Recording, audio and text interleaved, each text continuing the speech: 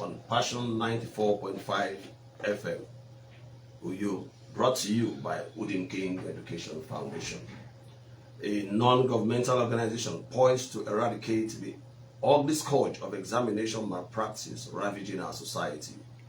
A menace which is highly powered by the Society of Examination Malpractice Practitioners, SEMP, a society championed by school owners, school administrators, subject teachers, and also painfully fueled by our parents. We continue our campaign towards building academic self-confidence in our children and armor they require to withstand the pressure from the Society of Examination Malpractice Practitioners, and armor they require to be unbreakable. Over the past 14 weeks, Unbreakable has focused on the role of parents in promoting examination malpractice in our society. We have considered several topical issues which bordered on parenting mistakes, which tend to undermine the development of our children's self-confidence. The time has come for us to turn our attention now to the subject and class teachers. Parents are not the only ones who are responsible for the upbringing of our children. From Monday to Friday every week, our children spend about 7 to 8 hours from 8 a.m. to about 3 p.m., in some cases even 4 p.m., with their various school teachers in school. Therefore, you will agree with us that they are also answerable to this menace. Our phone lines will be open almost all through the program as we invite our listeners to call in and bear their minds. So let me quickly read out the phone numbers to call in. The first one is 090 6000 4945. I repeat, 090 6000 4945. The second line is, please let's not call it, I can say call coming in. Let's hold on. Our announcement we should call 090 6000 5945. One more time, 090 6000 5945. I please plead with our dear listeners to hold on a bit. The phone lines will be open very soon. Please, I can't take that call now. My name remains Effiong Innocent Iniobong, your regular host. With me in the studio to do justice to this topic are a regular voice on this program. He is Mr. Usanga Imo. He is a seasoned classroom teacher. Good morning, Mr. Usanga. Good morning, our wonderful listeners. It's great to be here again. Sitting next to him is a co-founder and the vice president of Wooden King Education Foundation. She is our lovely mother, Mrs. Iniobong Udim. Please, you are welcome, madam. Thank you, Mr. Fion. Good morning, our dear listeners. It's a pleasure to be here this morning. And also not missing our French connection, Mrs. Patrick Ioma. Good morning, ma. Bonjour, Monsieur Fion. Bonjour à tous. Bonjour or bonsoir to you, which of them? So since we are talking about teachers today, I'll start by asking, what is teaching? Who is a teacher? Why should a teacher be involved in promoting examination malpractice, and many more? Our listeners should pay attention to these are things I would like them to be involved. Who is a teacher? Why would a teacher be involved in examination malpractice? Why would a teacher aid his own students to commit examination malpractice? Starting with Mr. Osama, what is teaching, sir? Thank you, Mr. Fion. Teaching is the process of sharing knowledge, imparting skills, and facilitating growth in others, encompassing both art and science. It involves a teacher creating an effective learning environment by using appropriate methods and strategies to engage listeners or learners while also attending to their needs, experiences, and feelings. Ultimately, teaching aims to help students learn, grow, and reach their full potential. Reach their full potential. And it is considered the world's largest Profession. Yeah, the world's largest profession. Help students to reach their full potential. Full potential of cheating in the exam. Is that what you mean? No, not at all. Okay. Mrs. Sudim, in your book, quickly help us. Who is a teacher? Well, following Mr. Sana's definition of teaching,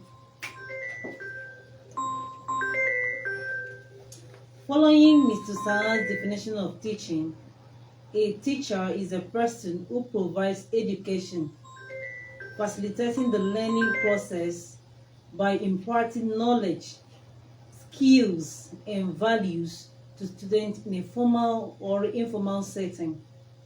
Teachers prepare lesson plans, create a supportive learning environment, motivate and inspire learners, and often serve as mentors and guides to help students grow in mind and character. The role of a teacher is crucial to society as they educate the younger generation and prepare them to face life's challenges. No wonder Mr. Osana said that teaching is considered the world's largest profession. Wow. Meaning that teachers are the largest set of professionals in any community in the world. Yes. So I won't be wrong if I say that a society is a reflection of what the teachers teach. Am I right? Yes, Yes, of course. If that is so, Mrs. Patrick, can you briefly describe the relevance or importance of teachers to the society? Yes, please, Mr. Fiong. The importance of teachers in any society cannot be overemphasized. Their relevance is felt everywhere in the society. They form the societal foundation. Teachers are a crucial part of society, educating the younger generation and shaping the future. Also, they provide mentorship. That is, they serve as mentors and role models, influencing students' personal growth and character development. They also help build a learning community.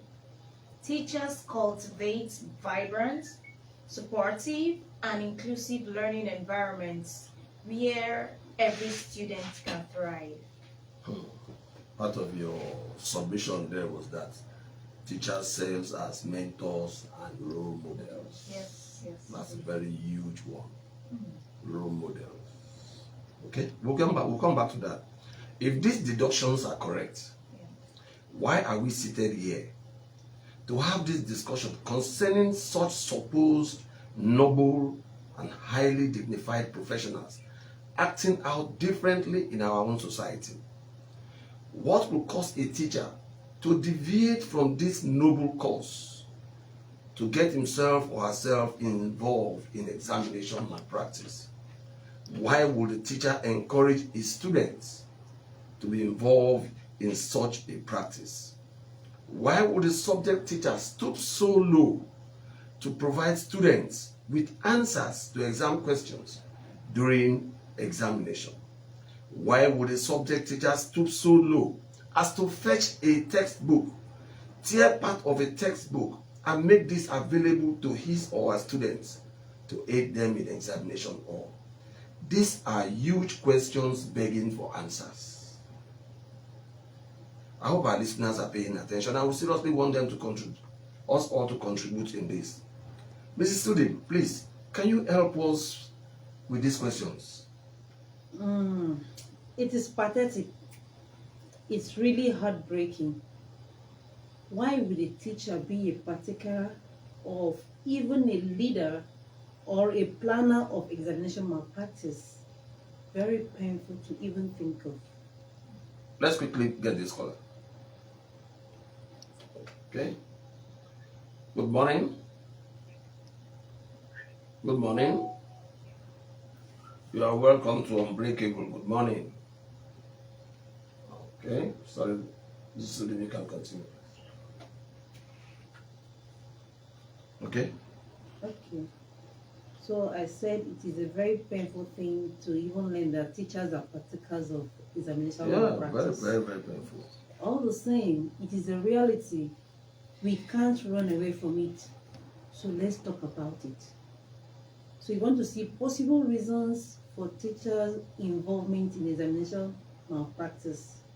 Let me just quickly make a brief highlight or a list of some possible reasons before expatiating. Please go ahead. Okay, number one, pressure to meet targets, Hmm? fear of consequences, All right. lack of training or support, cultural or societal norms, lack of confidence in students, Okay. personal gain, and then we have systemic issues. Let me quickly pick this call. Okay. Hello, good morning. Good morning, please. Can we please get to meet you? What's your name? And please tell us where you are calling from. What's your name, please? Afikbo Igboruko, okay? So you want to contribute, you are welcome to Unbreakable. I think this is a child who's playing practice. Let's go on. Thank you. This is quite huge, Mrs. Udim Nyogo. You have given us about 7 highlighted reasons. Pressure to meet targets, fear of consequences. What consequences? Lack of training or support, cultural or societal norms. You mentioned that. Lack of confidence in their own students, so they want to help them. Personal gain. And then lastly, you said systemic issues. Okay, before we get deep into them, let's try this call. I hope it's not the same Frankie boy. Good morning, sir. You're welcome to Unbreakable. Please, what's your name and where are you calling from, sir? Okay, sir. Thank you. Welcome.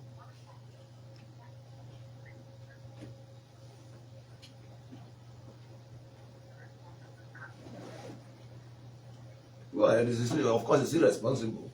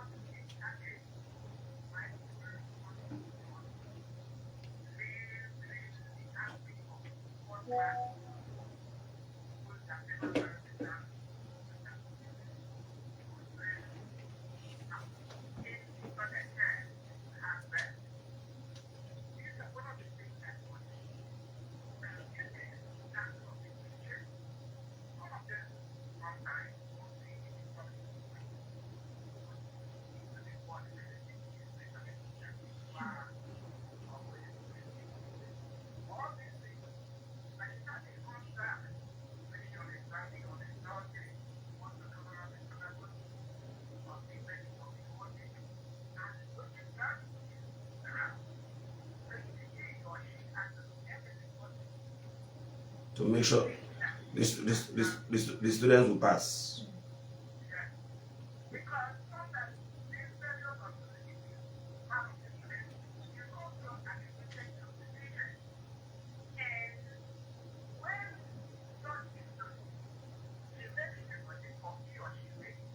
Please quickly round off, please, so that we can move on. Thank you very much, sir. Well, according to him, he said pressure to meet targets. And one of such targets, according to him, is to make sure the school stands out. And that is why we see schools publishing 39 A's. 18 students scored 9 A's. And I think this is completely unprofessional. Now, schools who cannot meet that target will therefore begin to devise means of meeting the target. And as a result, we have, I think I agree with him, probably the government should come in and stop schools from advertising this, the number of A's, all because we are begging for customers. Because this was, should I say, passengers. You are begging for passengers so that you make more profit. Let's quickly take this other call. Okay. Hello, good morning.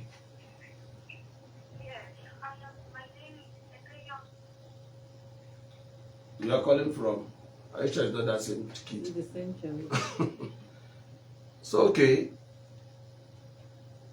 I I had a quick run on the possible reasons Mrs. Sudin gives. So, okay, Mrs. Sudin, continue with the first one you gave us. Pressure to meet target. I think that's exactly what Yes. this man, the caller was saying. Can you please expatiate on that again? Pressure to meet targets. Okay.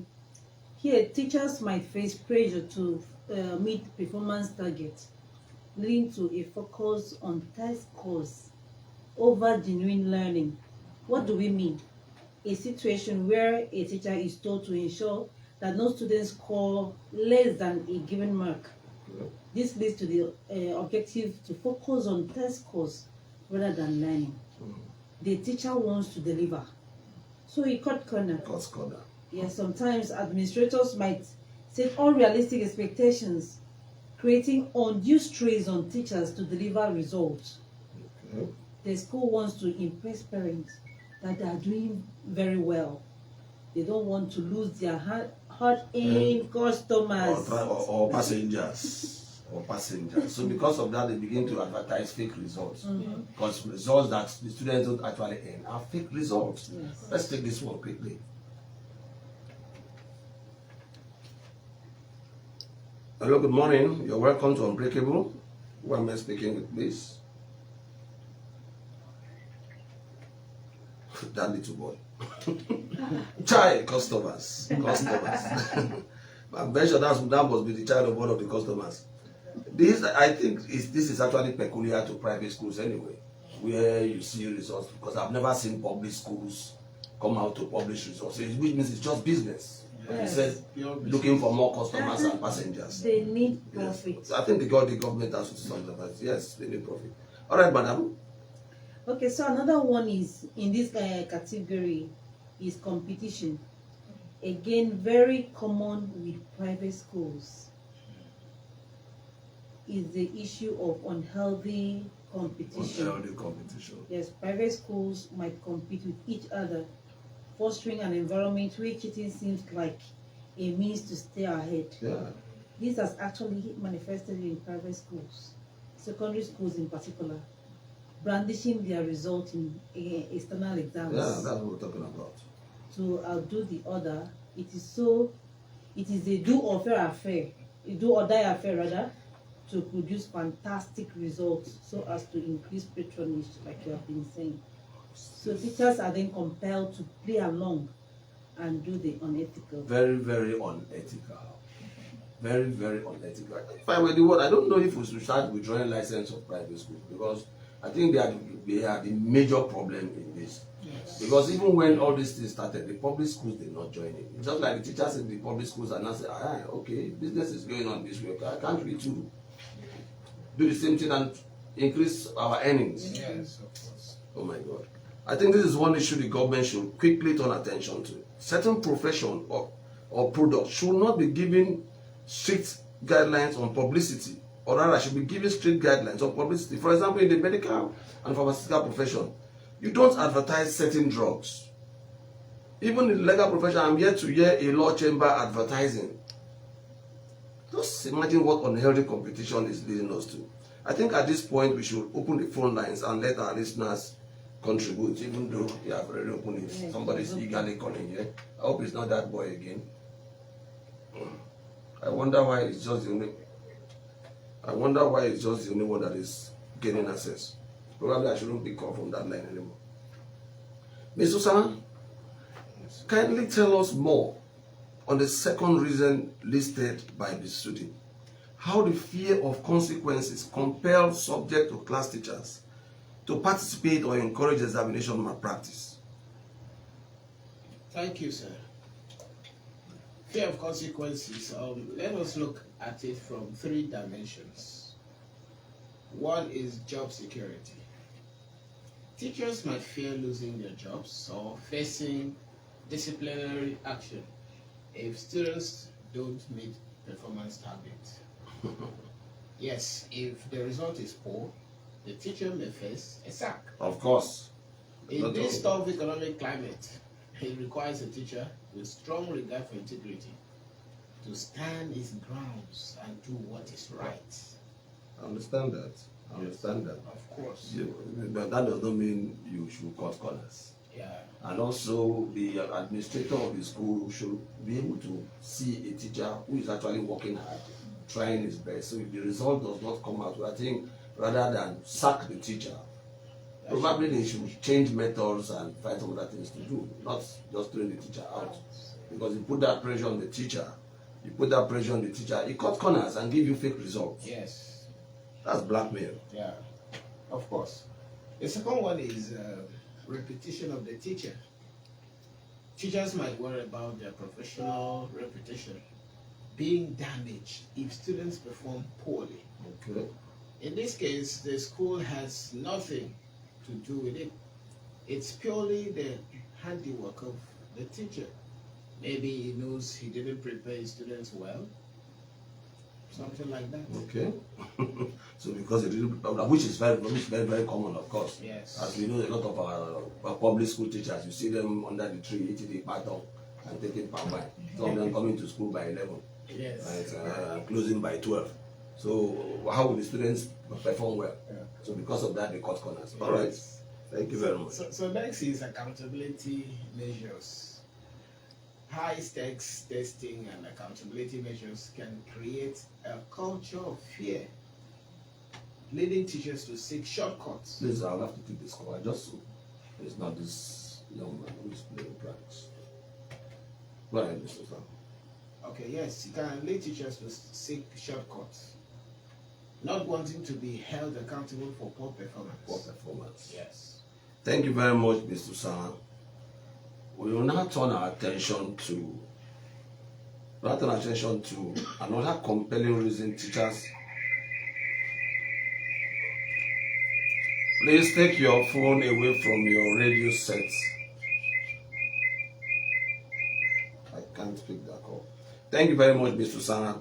We now turn our attention to another compelling reason teachers might find themselves having to encourage examination malpractice. Mrs. Patrick, kindly address the effect of lack of training and lack of support. Okay. For the lack of training and support, first, Hold on, please. Right. okay, for the lack of training and support, first, who are those who need the training? What is their current knowledge and skill level? To answer this question brings us to another question. Who are our teachers? In our immediate society and the Nigerian society at large, in every school you visit, we have two categories of teachers. Firstly, we have teachers by choice, and we have those who came into teaching by chance. Of course, some of us came into teaching by chance. I'm one of them. So, teachers who came into teaching by chance constitute those who were trained in our colleges of education and faculty of education in our universities. You actually mean those who came in by choice? Yes, by choice, I meant. My apologies.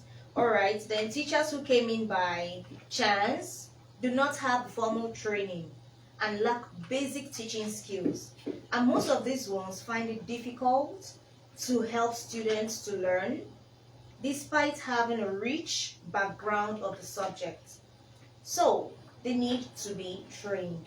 Okay. The question now is this: how many schools bother to train their teachers, both in the public and the private sector? That's a difficult thing. I know some private schools even attempt to have 1 or 2 seminars during the holidays. Because it is true. For public schools, go ahead, madam. Alright, even teachers who have gone through a formal teachers training system, they need to be brought up to speed with modern teaching techniques. Yes. Teaching has long moved from teacher-centered to student-centered.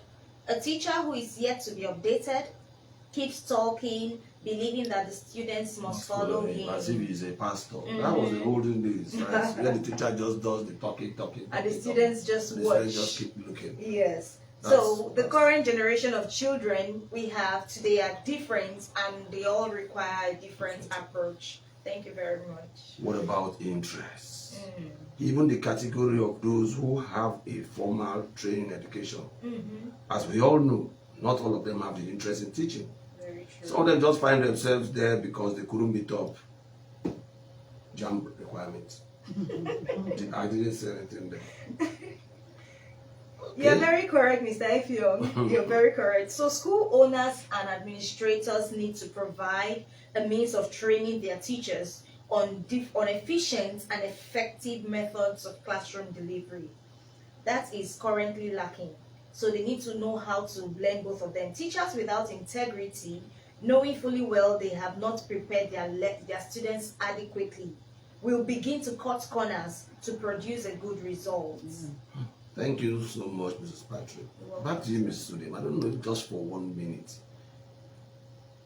You mentioned in your list personal gain. How does this compare a teacher to participate in examination malpractice? Just 1 minute, briefly, please. Okay. And just give us 1 point. Okay, so personal gain comes in different flavors. Again, it is a matter of lack of integrity. One is financial incentives from the school.